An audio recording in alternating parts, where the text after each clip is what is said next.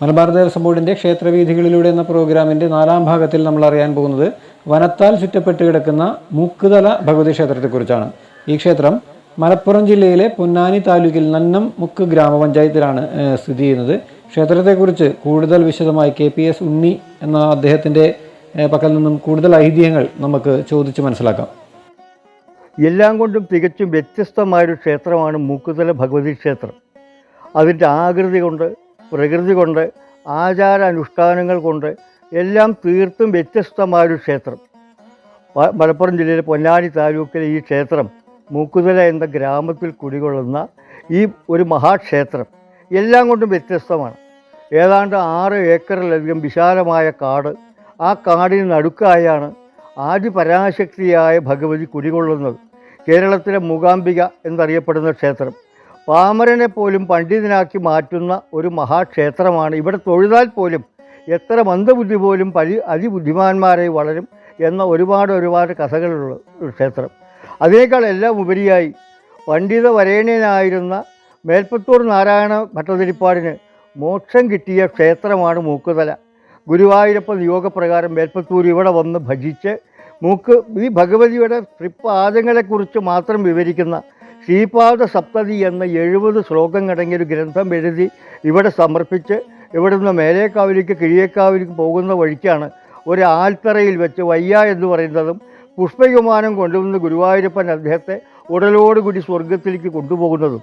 അങ്ങനെ മുക്തിസ്ഥലം, അദ്ദേഹം മുക്തിസ്ഥലസ്ഥേ ശിവേ എന്നാണ് ശ്ലോകത്തിൻ്റെ പല ശ്ലോകങ്ങളിലും അവസാനം ചേർത്തിരുന്നത്. ആ മുക്തിസ്ഥലം ലോപിച്ചാണ് മൂക്കുതല ആയത് എന്നാണ് ഒരു കഥ. തികച്ചും വ്യത്യസ്തമായൊരു ക്ഷേത്രമാണ് ഈ മൂക്കുതല ക്ഷേത്രം. ഇവിടെ കൊട്ടില്ല, പൂരമില്ല, എഴുന്നള്ളിപ്പില്ല, ഭഗവതിയെ പുറത്തേക്ക് ആവാഹിക്കാൻ കിട്ടില്ല, വാദ്യഘോഷങ്ങളില്ല, കഥകളി തുടങ്ങിയ കലകൾ പാടില്ല, ക്ഷേത്രവാദ്യങ്ങൾ മാത്രം. അത് തന്നെ ഇടയ്ക്ക, മിഴാവ് തുടങ്ങിയ വാദ്യങ്ങൾ വെച്ച് മറ്റൊന്നും ഇവിടെ പാടില്ല. യാതൊരുവിധ ആഘോഷങ്ങളില്ല, ഉപദേവന്മാരില്ല, ബലിക്കല്ലില്ല, മണികൊട്ടി പൂജ വരെ പാടില്ലാത്തൊരു ക്ഷേത്രം. ഇവിടെ നിത്യപൂജ 3 പൂജയുണ്ട്, പക്ഷെ മണികൊട്ടാൻ പാടില്ല. മഴയും വെയിലും കൊണ്ട് തുറന്നിരിക്കുന്ന ശ്രീകോവിലിനകത്താണ് ഭഗവതി കുടികൊള്ളുന്നത്. അമ്പലത്തിന് ചുമരുകളില്ല, എല്ലാം അഴികളാണ്. അതായത് അവിടുന്ന് പുറപ്പെടുന്ന ചൈതന്യത്തെ ഒരിക്കലും തടഞ്ഞു നിർത്താൻ പാടില്ല എന്നർത്ഥം.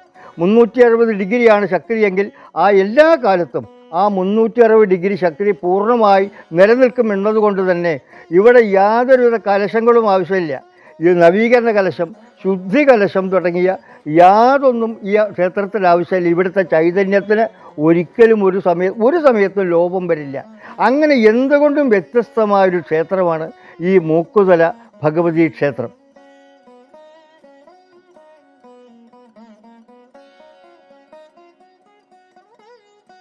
സാക്ഷാൽ ആദിശങ്കരാചാര്യസ്വാമികൾ ആദ്യമായി തൻ്റെ ജീവിതത്തിൽ തപസ് ചെയ്ത പുണ്യസ്ഥലമാണ് ഇത്. അദ്ദേഹം ഒരു 10 വയസ്സ് പ്രായം, ദേശാടനം തുടങ്ങിയ കാലത്ത് അദ്ദേഹം നരനീന്തിപ്പുഴ കടന്ന് പത്മപാതനായി കിഴക്കോട്ട് നീങ്ങിയപ്പോൾ ഈ കൊടുങ്കാട്ടിൽ ഒരു അത്ഭുത തേജസ്സിലേക്ക് അദ്ദേഹം ആകർഷിക്കപ്പെട്ടു. ആചാര്യസ്വാമിയുടെ വന്നു. ഇതൊരു ദിവ്യമായ തേജസ്സാണെന്നറിഞ്ഞു. അദ്ദേഹം മനസ്സിലായി. ഏതാണെന്നറിയാൻ വേണ്ടി ആദ്യം ദുർഗയെ ധ്യാനിച്ചു. ദുർഗ പ്രത്യക്ഷപ്പെട്ടു. ദുർഗയെ ഇന്നത്തെ കിഴേക്കാവിൽ പ്രതിഷ്ഠിച്ചു. ജ്യോതിസ് കുറഞ്ഞില്ല. ഭദ്രകാളി ധ്യാനിച്ചു. ഭദ്ര പ്രത്യക്ഷപ്പെട്ടു. ഭദ്രകാളിയെ മാറ്റി കണ്ണേങ്കാവിൽ പ്രതിഷ്ഠിച്ചു. എന്നിട്ടും ജ്യോതിസ് കുറഞ്ഞില്ല. അദ്ദേഹം ശൈവത്തിലെ ഏറ്റവും ഉഗ്രമായ ഭാവം ദക്ഷയാഗം കഴിഞ്ഞ് ശിവനെ ധ്യാനിച്ചു. പ്രത്യക്ഷപ്പെട്ടു. പാർവതിയില്ലാത്ത ശിവൻ പ്രത്യക്ഷപ്പെട്ടു. ആവാഹിച്ച് രക്തേശ്വരം ശിവക്ഷേത്രത്തിൽ പ്രതിഷ്ഠിച്ചു. എന്നിട്ടും ജ്യോതിസ് കുറഞ്ഞില്ല. എന്നിട്ട് അദ്ദേഹം അപ്പോൾ ഇത് ശൈവല്ല എന്ന് ബോധ്യമായ ആചാര്യസ്വാമികൾ നരസിംഹത്തിൽ ധ്യാനിച്ചു. ആദിശങ്കരാചാര്യസ്വാമികൾ ആകെ ഈ ലോകത്ത് ഒറ്റ നരസിംഹയെ പ്രതിഷ്ഠിച്ചിട്ടുള്ളൂ. അത് ഈ മൂക്കുതല എന്ന പുണ്യഗ്രാമത്തിലാണ്. ഈ ക്ഷേത്രത്തിൻ്റെ കീഴേടമായ നരസിംഹം, കുളഞ്ചേരി നരസിംഹമൂർത്തി ക്ഷേത്രം, അവിടെ പ്രതിഷ്ഠിച്ചു. എന്നിട്ടും ജ്യോതിസ് കുറഞ്ഞില്ല. പിന്നീട് ശൈവ വൈഷ്ണവ സംയുക്തമായ ശാസ്താവിനെ ധ്യാനിച്ചു. ശാസ്താവ് പ്രത്യക്ഷപ്പെട്ടു. ആ ചൈതന്യത്തെ ആവാഹിച്ച് 1 കിലോമീറ്റർ കിഴക്ക് മാറി പ്രതിഷ്ഠിച്ചു കരുവാട്ടമ്പലത്തിൽ. എന്നിട്ടും ജ്യോതിസ് കുറഞ്ഞില്ല. അപ്പോൾ ഈ താൻ കണ്ട ജ്യോതിസിൻ്റെ പൊരുളറിയാൻ ആചാര്യസ്വാമികൾ താൻ ജ്യോതിസ് കണ്ട പാറയുടെ വടക്ക് ഭാഗത്തായി അദ്ദേഹം ആ പാറപ്പുറത്ത് തന്നെ തപസ്സിരിക്കാൻ ഒരറ്റത്ത്. അപ്പോൾ ഒരു വൃശ്ചികത്തിലെ കാർത്തികയ്ക്ക് എന്നാണ് സങ്കല്പം. എന്തു വേണം ശങ്കര എന്ന് താൻ ആരെയാണോ പ്രതീക്ഷിക്കുന്നത് ആ ചൈതന്യം തന്നോട് ചോദിച്ചു എന്ന് ആചാര്യസ്വാമിക്ക് ബോധ്യമായി. എനിക്കൊന്നും വേണ്ട, എല്ലാം ഉപേക്ഷിച്ചു വന്ന അദ്ദേഹത്തിനൊന്നും ആവശ്യമില്ലായിരുന്നു. ഇവിടെ വരുന്നവർക്കൊക്കെ വിദ്യയും കലയും കൊടുക്കാനും ആവശ്യമുള്ളവർക്ക് സന്തതിയും സമ്പത്തും കൊടുക്കാനും ഭക്തരുടെ അഭീഷ്ടം നടത്തി കൊടുക്കാനാണ് ആചാര്യസ്വാമി പ്രാർത്ഥിച്ചത്. അങ്ങനെ വരട്ടെ എന്ന് അനുഗ്രഹിച്ചു. അതോടുകൂടി ആ ജ്യോതിസ് ഇല്ലാതായി. ആ ജ്യോതിസ് കണ്ട സ്ഥലമാണ് ഇന്നത്തെ മൂക്കുതല ക്ഷേത്രത്തിൻ്റെ ശ്രീകോവിൽ. ഒരു രൂപമില്ലാത്ത ഒന്നിനെ പ്രാർത്ഥിക്കാൻ കഴിയില്ല എന്നതുകൊണ്ട് ആചാര്യസ്വാമി തന്നെ ഒരു കരിങ്കല്ലിൻ്റെ വിഗ്രഹം ഉണ്ടാക്കിയ ആ ജ്യോതിസ് കണ്ട പാറയുടെ മുകളിൽ ചാരി വെച്ചു. അത് പൊട്ടിയപ്പോൾ ഇപ്പോൾ പഞ്ചലോഹത്തിൽ വാർത്ത് കെട്ടിയിരിക്കുകയാണ്. ഉറപ്പിക്കാത്ത വിഗ്രഹത്തിൽ പൂജ പാടില്ലെങ്കിൽ ഇവിടെ അതും ലംഘിക്കപ്പെട്ടിരിക്കുന്നു. ഉറപ്പിക്കാത്ത ഒരു ബിംബത്തിലാണ് ഇവിടെ പൂജ നടത്തുന്നത്. ദിവസേന 3 പൂജയുണ്ട്. മണികൊട്ടി പൂജയില്ല, കൊട്ടില്ല, പൂരില്ല, എഴുന്നള്ളിപ്പ്. അതുപോലെ തന്നെ മണികൊട്ടി പൂജ പോലും പാടില്ലാത്ത എല്ലാം കൊണ്ടും വ്യത്യസ്തമായ ഒരു ക്ഷേത്ര വിധാനമാണ്, ആചാരക്രമമാണ് ഈ മൂക്കുതല ക്ഷേത്രത്തിലുള്ളത്. ഇവിടെ അദ്ദേഹം തപസ്സിരുന്നത് ഒരു രുദ്രാക്ഷ ശിലയിലാണ്. ഇവിടെ വരുന്ന ഭക്തജനങ്ങളൊക്കെ ആ ശില തൊട്ട് വന്ദിക്കും. കാരണം ആചാര്യസ്വാമി ആദ്യമായി തപസ്സിരുന്ന പുണ്യമായ ഒരു പ്രദേശമാണ്, പുണ്യസ്ഥലമാണ്, പുണ്യമായ ഒരു ശിലയാണിത്.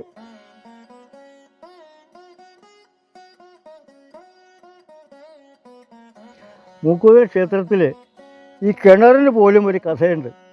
സാധാരണഗതിയിൽ പ്രദക്ഷിണവരിയുടെ പുറത്തുള്ള കിണറിൽ നിന്ന് വെള്ളം നേദ്യത്തിന് ഉപയോഗിക്കാൻ പാടില്ല, അഭിഷേകത്തിന് ഉപയോഗിക്കാൻ പാടില്ല. എന്നാൽ ഇവിടെ ഈ പ്രദക്ഷിണവരിക്ക് പുറത്തുള്ള ഈ ഭീമാകാരമായ കിണറിൽ നിന്ന് തന്നെ വേണമെന്നാണ് നിയമം. കാരണം ഒരു കാലത്ത് ഇവിടെ കിണറില്ലായിരുന്നത്ര. കിഴേക്കാവിലെ ശാന്തിക്കാരൻ കിഴേക്കാവിൽ പോയി വെള്ളം കൊണ്ടുവന്ന് ഇവിടെ പൂജയ്ക്കെടുക്കുമായിരുന്നു. ഒരു ദിവസം ആ വൃദ്ധനായ ബ്രാഹ്മണൻ മരത്തിൻ്റെ വേര് തട്ടി തടഞ്ഞു വീണു. അന്ന് വെള്ളം മുഴുവൻ പോയി. അപ്പോൾ പറഞ്ഞു ഭഗവതിയോട്, അമ്മേ, എനിക്കിങ്ങനെയാണെങ്കിൽ ശാന്തി വയ്യ, ഈ വാർദ്ധക്യത്തിൽ എനിക്ക് ഈ വെള്ളം 2ാം പ്രാവശ്യം കൊണ്ടുവരാൻ വയ്യ, അങ്ങനെയാണെങ്കിൽ ഞാൻ ശാന്തി നിർത്തി പോണ്ടി വരുമെന്ന് അമ്മോട് പറഞ്ഞപ്പോൾ അമ്മയുടെ മനസ്സലിഞ്ഞ് അമ്മ തൻ്റെ ഭൂതഗണങ്ങളെ കൊണ്ട് രാത്രി ആ ഭക്തനായ ശാന്തിക്കാരന് കുഴിച്ചു കൊടുത്ത വലിയ കിണറാണ്. കിണറെന്ന് പറയാൻ പറ്റില്ല, ഒരു വളരെ ഭീമാകാരമായൊരു കുഴി.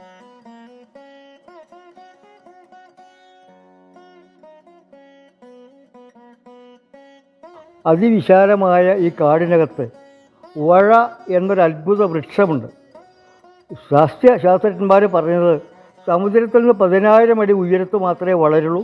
മാത്രമല്ല 50% ഇരുമ്പിൻ്റെ അംശമുള്ള മണ്ണിലേ വളരുള്ളൂ ഈ വൃക്ഷമെന്നാണ്. ലോകത്ത് എവിടെയും വൃക്ഷം കണ്ടുപിടിക്കപ്പെട്ടിട്ടില്ല. ഈ മൂക്കുതല മേലേക്കാവിൻ്റെ മതിലകത്ത് മാത്രമാണ് ഈ ഒരു വൃക്ഷം കണ്ടുപിടിക്കപ്പെട്ടിട്ടുള്ളത്. ഇവിടെ തൊട്ടണിയല്ല ഒരു 1000-ലധികം ആയിരക്കണക്കിന് മരങ്ങൾ ഇവിടെ കാണും, ചെറുതും വലുതുമായിട്ട്. എന്നാൽ ഇത് പുറത്ത് ഈ ക്ഷേത്രത്തിൻ്റെ മതിലകത്ത് കിഴക്കാവിൽ പോലും ഇത് പുറത്ത് കാണാൻ കഴിയില്ല. ഇതിൻ്റെ കൊഴിഞ്ഞ ഇലയാണ് ഇവിടെ വരുന്ന ഭക്തന്മാരൊക്കെ പ്രസാദമായി കൊണ്ടുപോകുന്നത്. രാത്രി അന്ത്യമായി ഒരുപാട് മാറാരോഗങ്ങൾക്ക് പോലും ഈ ഇല കൊണ്ട് ഒഴിഞ്ഞാൽ പ്രതിവിധി ഉണ്ടാവും, പരിഹാരമുണ്ടാവും എന്നാണ് വിശ്വാസം. അത്രയും വിശിഷ്ടമായ ഒരു ഇലയാണ് ഈ വഴമരത്തിൻ്റെ ഇല.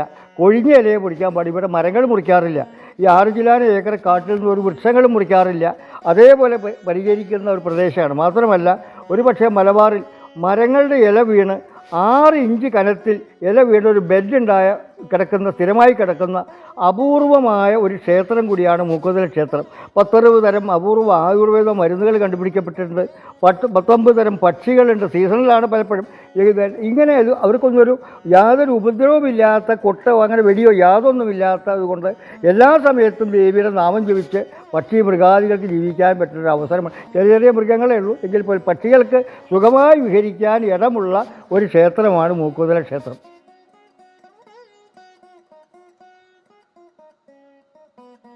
സാക്ഷാൽ മേൽപ്പത്തൂർ നാരായണ ഭട്ടതിരിപ്പാടിന് മോക്ഷം കിട്ടിയ സ്ഥലമാണിത്. ഗുരുവായൂരപ്പ നിയോഗപ്രകാരം മേൽപ്പത്തൂർ ഇവിടെ വന്ന് ഭഗവതിയുടെ തൃപ്പാദങ്ങളെക്കുറിച്ച് മാത്രം വിവരിക്കുന്ന 70 ശ്ലോകങ്ങൾ ഇത് സമർപ്പിച്ചിട്ടാണ് അദ്ദേഹത്തിന് മോക്ഷം കിട്ടുന്നത്. അതായത് പൂന്താനത്തെ കവിയാക്കി മാറ്റിയത് മൂക്കോല ഭഗവതിയാണെന്നാണ്.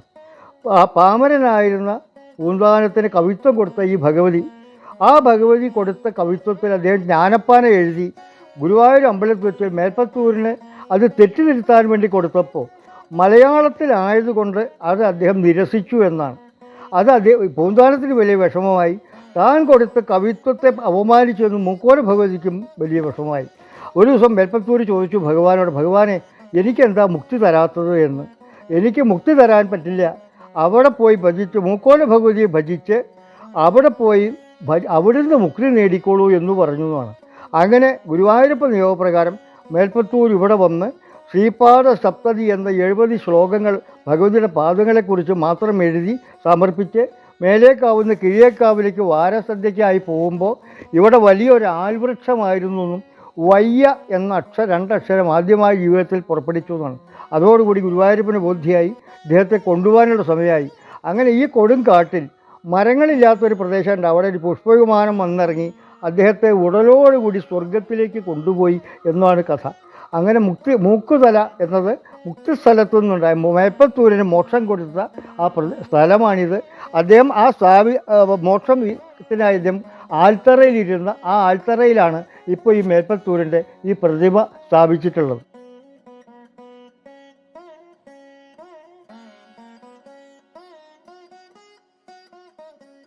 ഇത് മൂക്കുതല കിഴേക്കാവ് ക്ഷേത്രം. കാർത്യായനി ഭഗവതിയാണ് ഇവിടുത്തെ പ്രതിഷ്ഠ. ദുർഗയായിട്ട് പൂജിക്കുന്നു.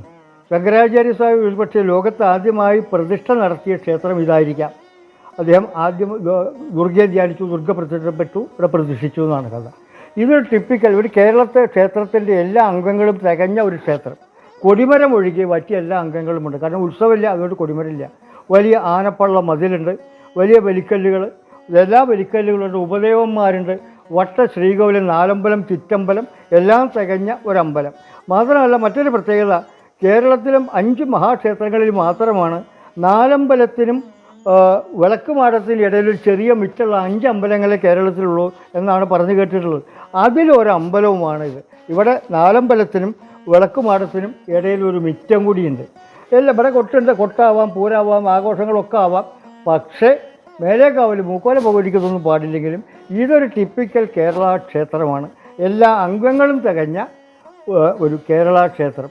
3 പൂജ കാർത്യായനി ഭഗവതിക്ക് ദുർഗയായി ഇവിടെ സങ്കല്പിച്ച് പൂജ നടത്തുന്നു. ഉപദേവന്മാർ ഗണപതി, ദക്ഷിണാമൂർത്തി സങ്കല്പം, സുബ്രഹ്മണ്യസ്വാമി, അയ്യപ്പസ്വാമി, മറ്റൊരു ദുർഗ, ഇങ്ങനെ എല്ലാ ഉപദേവന്മാരോടും കൂടി എല്ലാവിധ പരിവാരങ്ങളോടും കൂടിയുള്ള എല്ലാവിധ അംഗങ്ങളും തികഞ്ഞ ഒരു കേരള ക്ഷേത്രമാണ് ഈ കിഴേക്കാവ് ഭഗവതി ക്ഷേത്രം.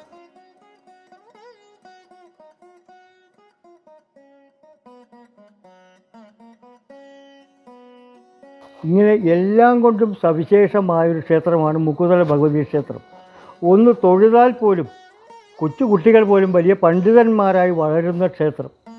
മാത്രമല്ല എല്ലാ കവികളുടെയും മലയാളത്തിലെ എല്ലാ പ്രഗത്ഭരായ കവികളെയും ഉള്ളൂർ പരമേശ്വരയ്യർ അതുപോലുള്ള മഹാകവന്മാരുടെയൊക്കെ തേവാരമൂർത്തിയായിരുന്ന ഈ ഭഗവതി ക്ഷേത്രം ഇവിടെ വന്ന് തൊഴുതാൻ, ഈ ഭഗവതിയുടെ ആ കരുണാരസം ഒന്ന് അനുഭവിക്കാൻ എല്ലാ ഭക്തജനങ്ങളെയും മഹത്തായ ക്ഷേത്രത്തിലേക്ക് ഞങ്ങൾ സ്വാഗതം ചെയ്യുകയാണ്. ഇവിടെ വരാൻ, ഒന്ന് തൊഴാൻ, ഒരു നാമം ജപിക്കാൻ. ഇവിടെ 7 പ്രദക്ഷിണം വെച്ചാലാണ് ഒരു പ്രദക്ഷിണമാവുക.